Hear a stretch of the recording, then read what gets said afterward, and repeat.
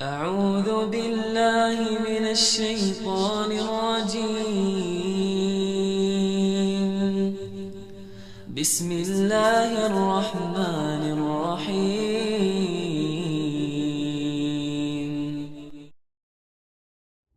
Assalamualaikum warahmatullahi wabarakatuh. Bismillah walhamdulillah Thumma salatu wassalamu ala rasulillah Habibina wa qudwatina Muhammad ibn Abdillah Wa ala alihi wa ashabihi wa mawala Wa man tabi'alah ila yaumil qiyamah.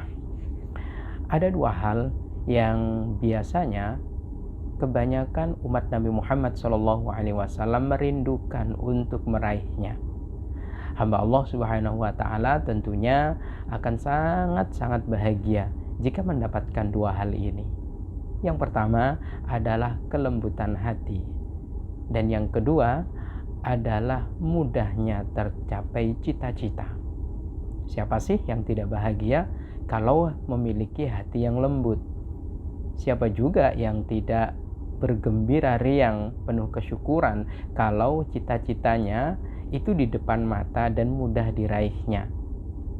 Nah, penting untuk kita ketahui bersama-sama bahwa kelembutan hati itu semata-mata karena rahmat Allah Subhanahu wa Ta'ala. Ya, orang hamba Allah, umat Nabi Muhammad yang lembut hatinya berarti dia mendapatkan sebanyak-banyaknya rahmat Allah Subhanahu wa Ta'ala. Karenanya Allah Subhanahu wa Ta'ala menegaskan, a'udzubillahi minasyaitonir rajim, fabima rahmatim minallahi lintalahum walau kunta faddan ghalidhal qalbi lam faddu min haulik. Kata Allah, Muhammad, hanya karena rahmat darikulah engkau bisa lemah lembut terhadap orang-orang di sekelilingmu, terhadap orang-orang di sekitarmu. Jika saja hatimu keras, tentunya mereka akan menghindar, akan kabur, tidak akan mendengarkan dakwahmu, tidak akan mendengarkan apapun yang kau ucapkan. Berarti kelembutan hati itu adalah eksotika bagi orang-orang di sekitarnya. Orang menjadi mendengarkan dengan khusyuk.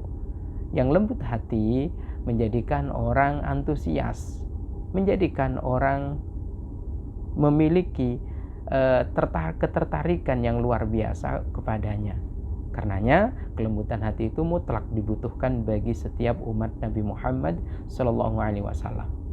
Sebaliknya kalau kasar, keras hatinya, nah ini tentu sedikit sekali atau bahkan kosong melompong dari rahmat Allah Subhanahu wa Ta'ala, yang menyebabkan kemudian orang jangankan mendengar, mungkin melihat saja sudah itu.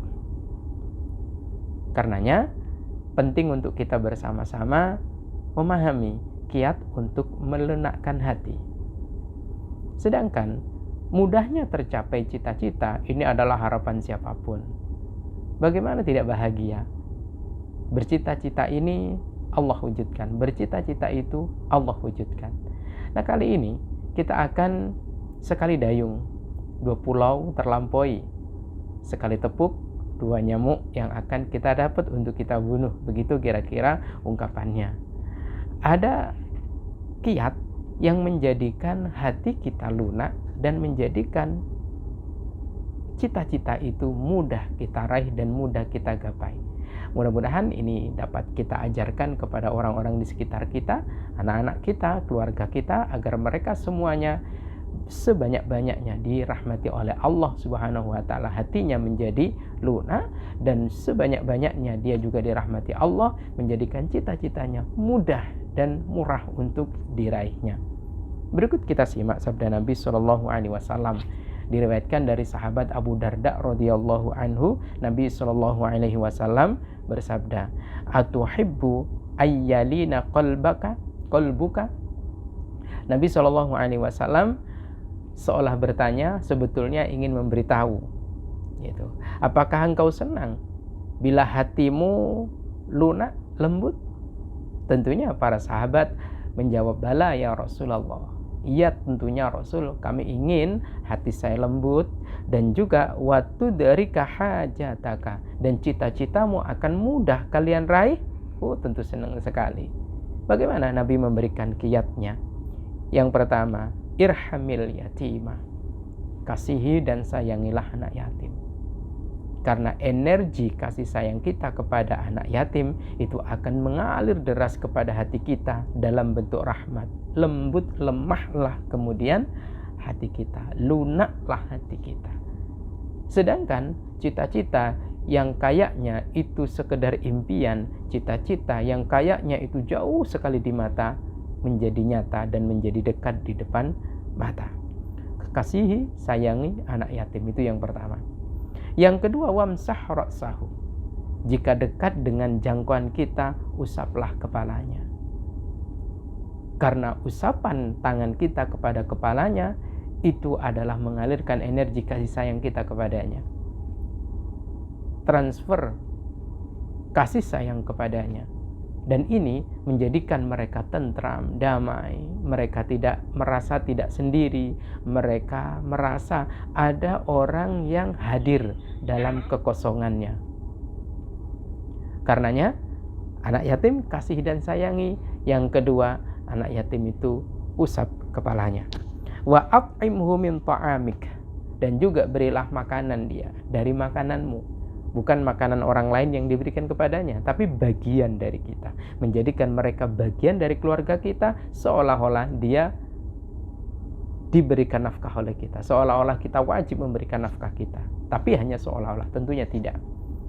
Nah, inilah 3 hal yang menjadikan hati kita lembut dan lunak, menjadikan cita-cita kita akan nyata tercapai di depan mata. 1, kasihi sayangi anak yatim. Yang kedua, usap kepalanya.